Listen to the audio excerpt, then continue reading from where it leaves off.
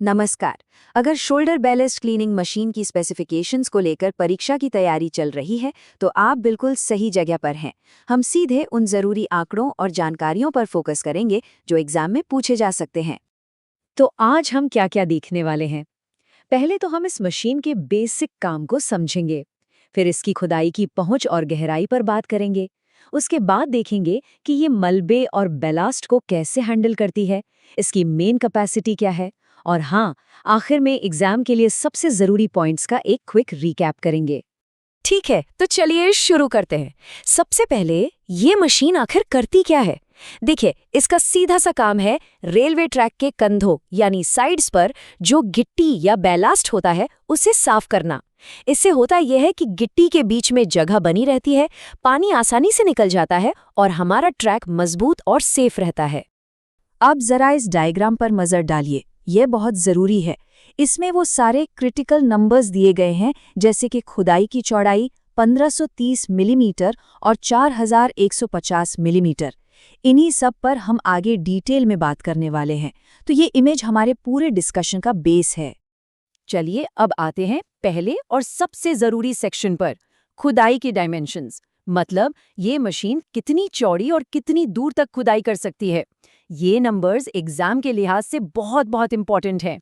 ये समझना बहुत ज़रूरी है कि ये जो नंबर्स हम देखने वाले हैं, ये मशीन के काम करने का आधार हैं और अक्सर परीक्षाओं में सीधे सीधे यही पूछ लिया जाता है, तो इन पर खास ध्यान देना है।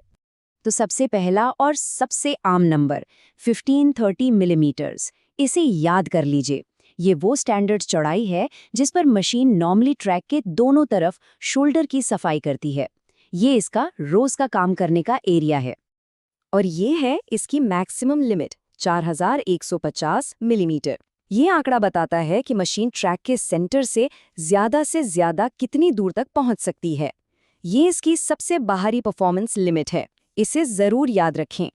ये टेबल प्लो की रेंज को साफ साफ दिखाती है। प्लो वो ब्लेड होता है जो गिट्टी को शेप देता है।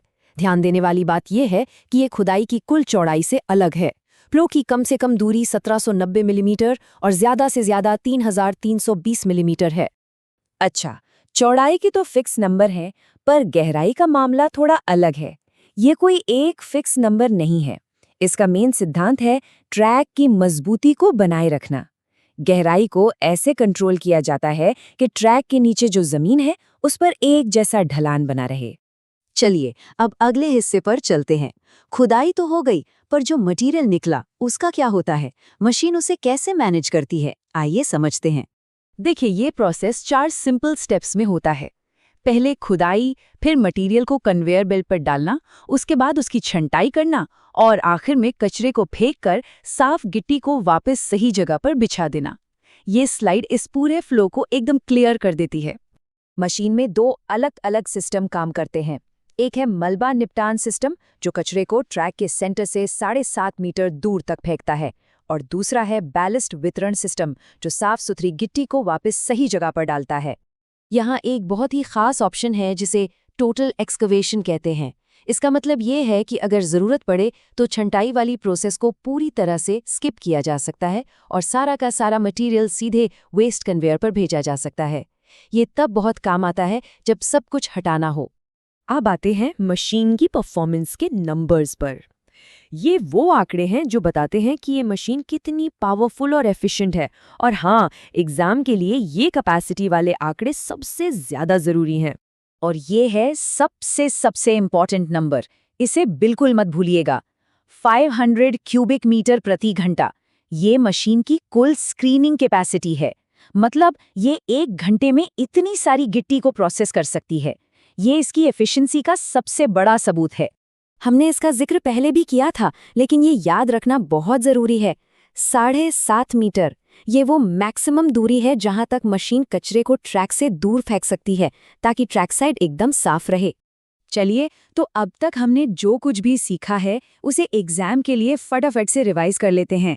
ये एक फाइनल चेक होगा ताकि सब कुछ दिमाग में अच्छे से बैठ जाए।